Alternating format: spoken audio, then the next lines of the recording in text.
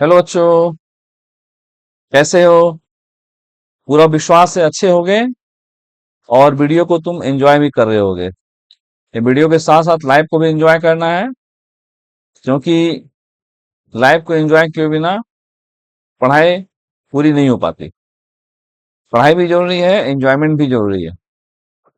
तो वीडियो देखने के समय के अनुसार आपको गुड मॉर्निंग, सुप्रभात, गुड आफ्टरनून, शुभ संध्या, सत श्री अकाल और जय श्री राम, राधे राधे। आज का जो वक्त है बहुत फास्ट हो गया है, और आप अगर स्लो चलोगे तो काफी पीछे रह जाओगे। इसीलिए कोशिश करेंगे हम पर डे वीडियो अपलोड करें, ताकि आप लोगों को कुछ फायदा हो। और इसी क्रम में आज क्लास 9 का linear equation in two variable के कुछ क्वेश्चन हम लोग सॉल्व करेंगे। इसके पहले के दो वीडियो में हमने linear equation in two variable का पूरा डिस्क्रिप्शन दे दिया था। तो देखते हैं आगे क्या क्वेश्चन है। देखिए क्वेश्चन है, give the equation of two lines passing through 214। कहता है आपको दो लाइन के इक्वेशन खींच रहे हैं जो पास कर रहे हैं 214 से। यहां देखिए 214 से पास कर रहे हैं, तो जैसे 214 से पास करेगा, इसका मतलब हो गया कि 2 और 14 दोनों ही उसके वैल्यू को सेटिस्फाई करेगा।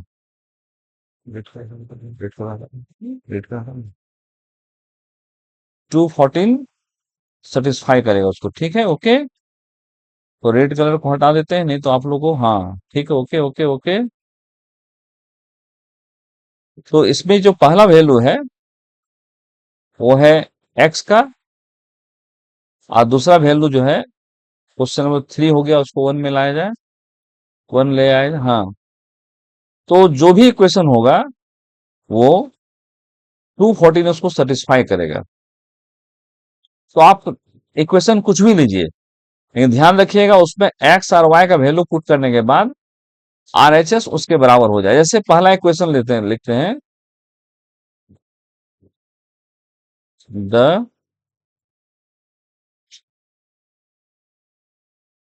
थोड़ा मोटा हो गया,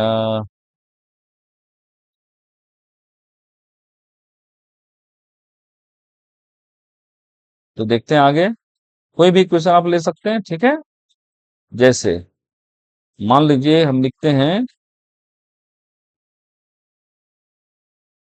एक इक्वेशन लिखते हैं एक्स अब प्लस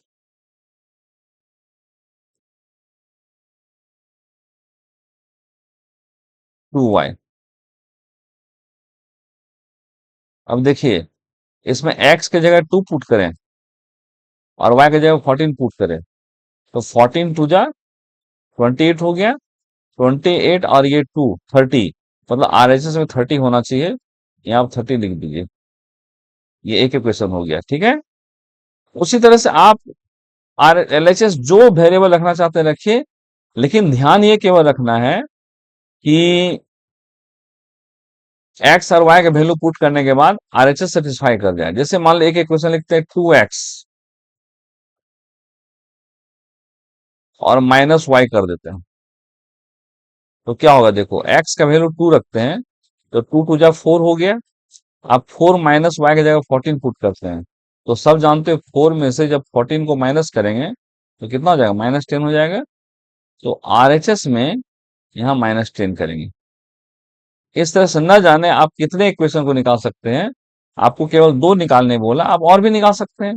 जैसे मान लीजिए कि लिखते हैं 4x plus y equal to, अब x का वैल्यू हम रखेंगे 2, तो 4 टू जा 8, अब प्लस ये हो गया 14, 8 में 14 जोड़ देंगे, तो 14 और 8 हो गया 22। और भी निकाल सकते हैं, मान लीजिए यहाँ x लिख देते हैं और केवल प्लस वाई लिखते हैं, सिंपल, सबसे सिंपल। तो क्या हो जाएगा, x का वैल्यू 2, y का वैल्यू 14, दोनों मिलकर हो जाएगा 16। तो इस तरह से आप बहुत सारे इक्वेशन बना सकते हैं जो linear equation in two variable है और जो 214 से पास कर रहा है, ठीक है। और क्वेश्चन है कि how many such lines are possible, तो लिखोगे there may be infinite line, लिखना है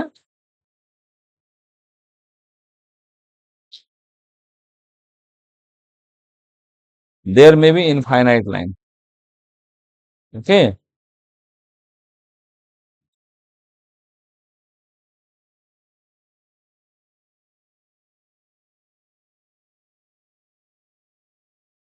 there may be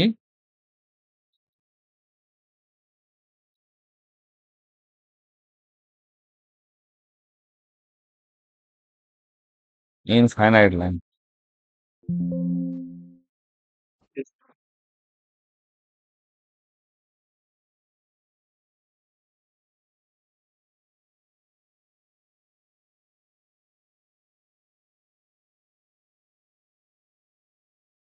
infinite line,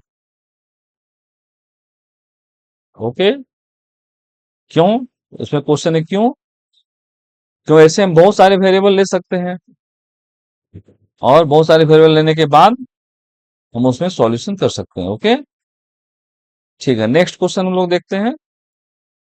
कहता है इफ द पॉइंट 24 या 34 lie on the graph of, question misprint हो गया है, graph of the equation 3x plus a y. तो देखिए कह रहा है, इक्वेशन पहले लिखते हैं हम लोग। इक्वेशन है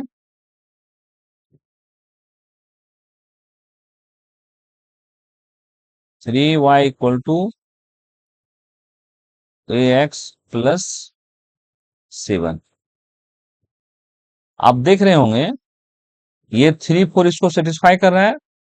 इसका मतलब है इसमें x का वैल्यू 3 और y का होल वैल्यू 4 पुट करेंगे, इक्वेशन सेटिस्फाई होना चाहिए। तो अब y का वैल्यू 4 पुट कीजिए, पहला वैल्यू हमेशा x का होता है, दूसरा वैल्यू हमेशा y का होता है, याद रखना है। तो दिस मीन्स 3 इंटू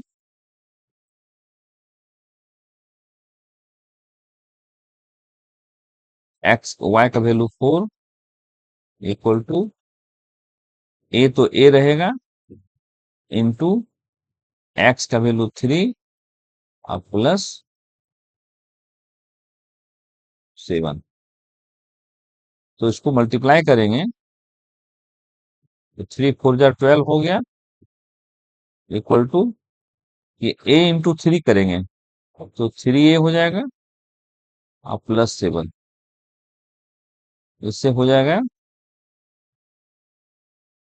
हमको a का वैल्यू निकालना है तो उसके लिए 7 को इधर ट्रांसफर करेंगे, ठीक है। तो ये 12 माइनस 7 हो जाएगा। क्यों माइनस 7 होगा, क्योंकि प्लस इधर आके माइनस हो जाएगा, इक्वल टू 3a। तो 12 में से 7 जाएगा, क्या बचेगा, ये हो गया 5 इक्वल टू 3a।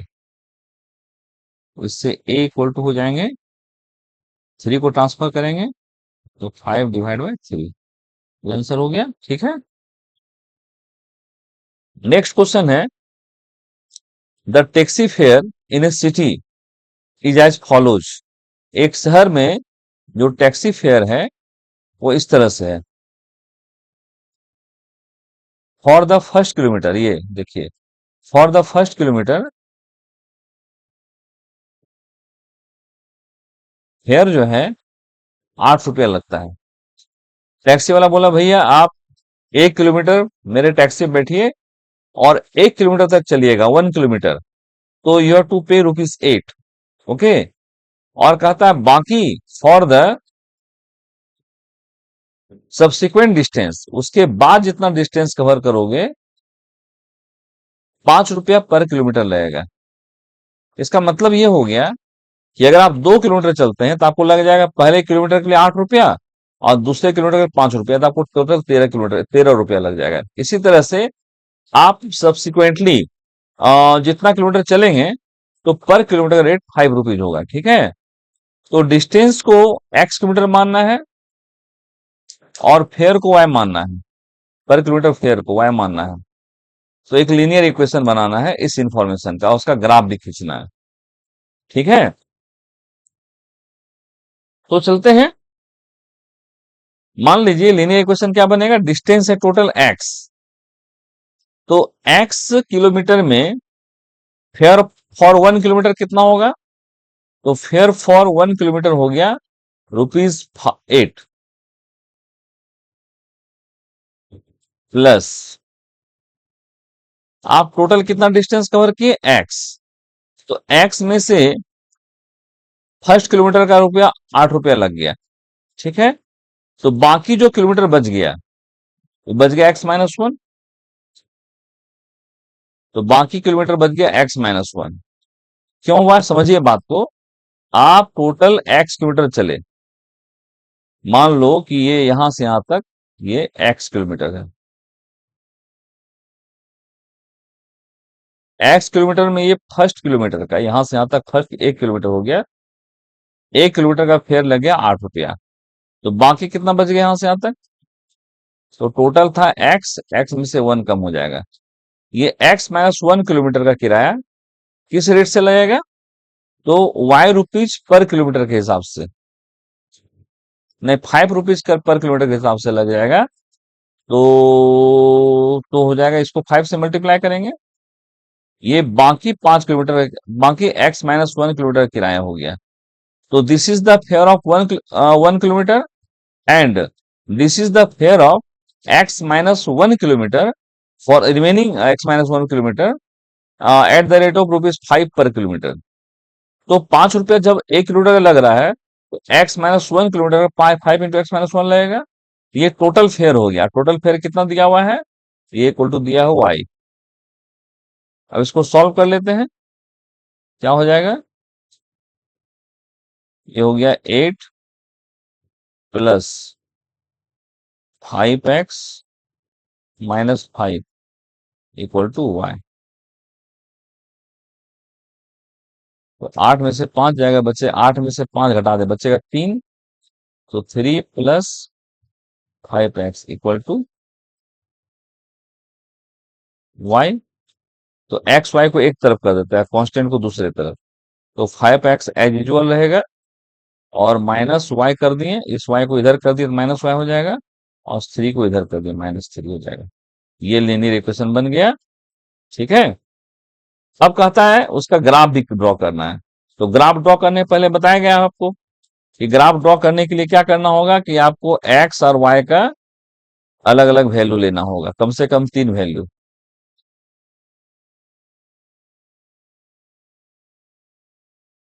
दो वैल्यू में काम चला सकते हैं, कोई इशू नहीं उसमें। जैसे अगर इसमें एक्स का वैल्यू, हम वैल्यू निकाल लेते हैं, ठीक है। इससे हम कह सकते हैं कि यहां से भी निकाल सकते थे, ठीक है। देखो एक्स का वैल्यू हम लेते हैं 0, इफ एक्स इक्वल टू 0, यहां से ले रहे इस जगह से, तो एक्स 0 हो गया, तो वाई का मान हो जाएगा 3। एक्स का वैल्यू 0 लिए, वाई का वैल्यू 3 हो गया। अब यहीं से देखो, अगर एक्स का वैल्यू 1 लेते हैं, if x equal to 1, y equal to हो जाएगा, देखो 5 इंटू 1 5, आप 5 प्लस 3 8। एक्स का वैल्यू 1 लेते हैं,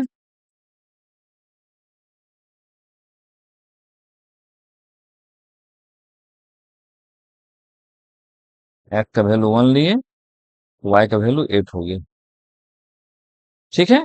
इसी दो वैल्यू को लेकर के हम ग्राफ ड्रॉ कर सकते हैं। ग्राफ ड्रॉ करने बताया गया है, जैसे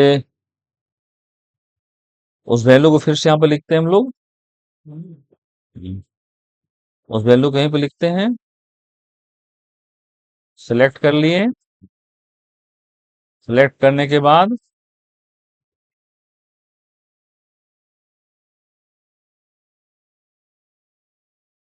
यहाँ पर ले आते हैं।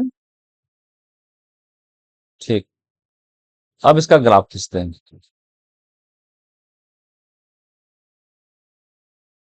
तो ग्राफ करने आपको बताया गया है, पहले प्लॉट करेंगे एक्स एक्सिस और वाई एक्सिस को। एक्स एक्सिस और ये वाई एक्सिस हो गया वर्टिकल लाइन, और ये हॉरिजॉन्टल लाइन जो खींचेंगे वो होगा एक्स एक्सिस। ठीक है, वेरी गुड। तो वाई पे थोड़ा वैल्यू ज्यादा लेना है तो वाई के को थोड़ा लंबा रखेंगे, वाई एक्सिस को थोड़ा सा लंबा कर देना है, क्योंकि वाई का वैल्यू ज्यादा है। ठीक हो गया, काफी है, काफी है, हो गया, हो गया। अब देखिए यहाँ पर लिखिएगा आप, यहाँ पर लिखिएगा एक्स एक्सिस। ठीक है,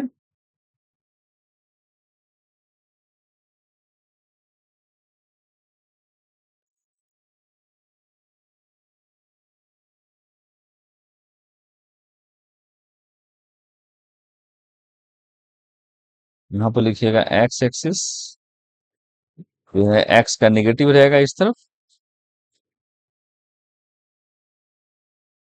इधर रहेगा वाई एक्सिस,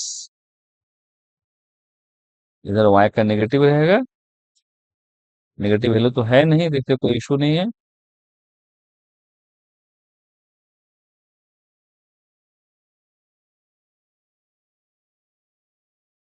वाई का नेगेटिव रहेगा। ठीक है, अब एक्स का वैल्यू लिखना है, ये तो ओरिजिन हो जाएगा ये। यहाँ पर एक्स और वाई दोनों जीरो होता है इस जगह पर।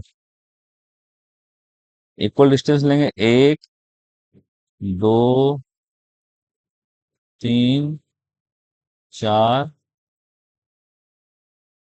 वाई एक्सिस पे one, two, three, four, five, six, seven और एट। लिख दीजिए यहाँ पर वन, ये टू, ये थ्री, ये फोर, ये फाइव, ये सिक्स, ये सेवन और ये एट। एक ये जीरो हो जाएगा यहाँ पर, वन, टू, थ्री, फोर। देखो एक्स का वैल्यू जीरो, वाई का वैल्यू थ्री, ये वाला पॉइंट हो जाएगा जीरो थ्री। ये हो गया एक्स का वैल्यू जीरो और वाई का वैल्यू थ्री।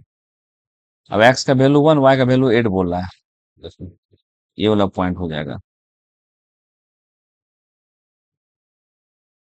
वन और एट। अब इस लाइन को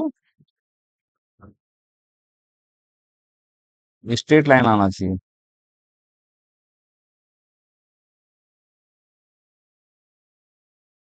इस लाइन को मिला देना है इससे। ठीक है,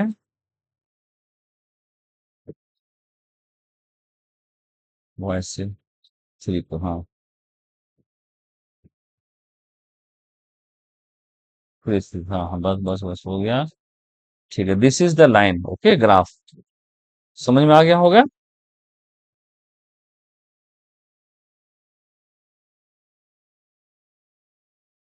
ठीक, अब नेक्स्ट क्वेश्चन देखिए, ये बहुत इंपॉर्टेंट क्वेश्चन है ये। यहाँ पर जो टेम्परेचर मेजरमेंट के दो डिफरेंट स्केल आप पढ़े होंगे साइंस में, कि temperature can be measured in degree centigrade, ऐसा ही यूनिट ये है। और हम अपने बॉडी टेम्परेचर को मेजर करते हैं फ़ारेनहाइट में, और जो क्लिनिकल थर्मामीटर जो मेजर करता है, तो उसी का एक रिलेशन दिया हुआ है कि the equation gives you the relationship between the Fahrenheit and degree Celsius. ये ये F equal to 9/5 into C plus 32। ठीक है, तो इस रिलेशन के आधार पर आपको ये दो क्वेश्चन के आंसर देने हैं। बहुत इजी है। फर्स्ट क्वेश्चन है अगर सी का वैल्यू 0 डिग्री है तो रिलेशन को लिखिए, यहाँ लिखिए for C equal to 0 degree F equal to क्या होगा देखिए, 9/5 को 0 से मल्टीप्लाई करेंगे आप +32 होगी। तो किसी भी चीज को जब 0 से मल्टीप्लाई करें तो ये तो 0 हो गया टोटल। तो 0 में जब 35 जोड़ेंगे 32, ये कितना हो जाएगा, 32 ही डिग्री होगा। इसका मतलब जब सी 0 डिग्री सेंटीग्रेड है तो फ़ारेनहाइट में वो वैल्यू 32 डिग्री होगा। इसका मतलब हम कह सकते हैं कि जैसे मान लीजिए बर्फ का या मेल्टिंग पॉइंट या बॉइलिंग मेल्टिंग पॉइंट या फ्रीजिंग पॉइंट 0 डिग्री है, तो फ़ारेनहाइट में वो 32 डिग्री होगा। ओके, क्वेश्चन यहाँ चेंज हो सकता है कि if the freezing point of the ice is 0 degree centigrade then convert in Fahrenheit, ऐसा भी लिख सकता है। उसी तरह से सेकंड क्वेश्चन है, इस बार एफ का वैल्यू 212 दिया हुआ है। इस इक्वेशन में एफ की जगह 212 पुट कर देंगे और एफ इक्वल टू 212। देखिए एफ की जगह क्या पुट कर देंगे, 212 इक्वल टू 9/5 इंटू सी +32। तो इसको सॉल्व करना है, सी का मान निकालना है। इसके लिए 32 को ट्रांसफर इधर करेंगे तो देखिए 212 एज यूजुअल मेरे पास है, -32 करेंगे क्योंकि इधर ट्रांसफर तो नेगेटिव हो जाएगा। यहाँ पर ऑलरेडी 9c/5 है मेरे पास।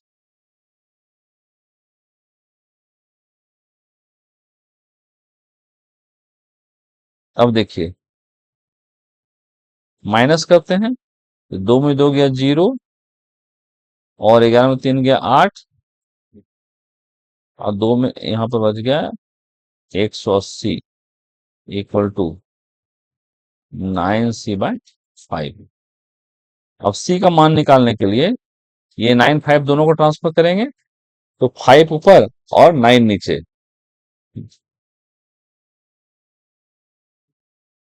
इससे c इक्वल टू हो जाएगा, रिलेशन शायद आया था 180, रिलेशन मैं फिर से लिख रहा हूँ, 180 equal to 9c/5, 180 equal to 9c/5। इससे c का वैल्यू हो जाएगा 180 गुना 5 डिवाइडेड बाय 9। 9 से ये कट जाएगा, 9 टू जा 18, अब 20 पंचे 100 डिग्री सेंटीग्रेड। Very good. तो इस प्रकार ये क्लास 9 का ये linear equation in two variable का ये टॉपिक सब क्लियर हो गया और उम्मीद करते हैं आपके लिए बेनिफिशियल होगा ये। और इससे रिलेटेड कुछ भी इशू हो अगर, तो आप कमेंट सेक्शन में जाकर के कमेंट करें। जहां भी संभव हो पाएगा हम उस आपके इश्यूज को सॉल्व करने का भरपूर प्रयास करेंगे। ये मैंने आपको केवल कंसेप्ट देने का प्रयास किया है और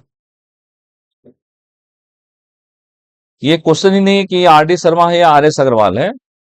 मेरा मानना स्पष्ट है कि आपका कंसेप्ट अगर क्लियर है तो क्वेश्चन चाहे शर्मा जी से हो या अग्रवाल जी से हो या कोई दास जी आपको क्वेश्चन दें तो आप इसको आसानी से सॉल्व कर सकते हैं। तो फिर नेक्स्ट वीडियो हम जल्दी अपलोड करेंगे। उम्मीद है आप इस वीडियो को अपना भरपूर प्यार देंगे, भरपूर समर्थन देंगे, क्योंकि आपके प्यार और समर्थन से ही हमारा हौसला बढ़ेगा और हम कुछ और अच्छा कर पाएंगे। तब तक के लिए जय हिंद, जय भारत, जय झारखंड, जय महाराष्ट्र।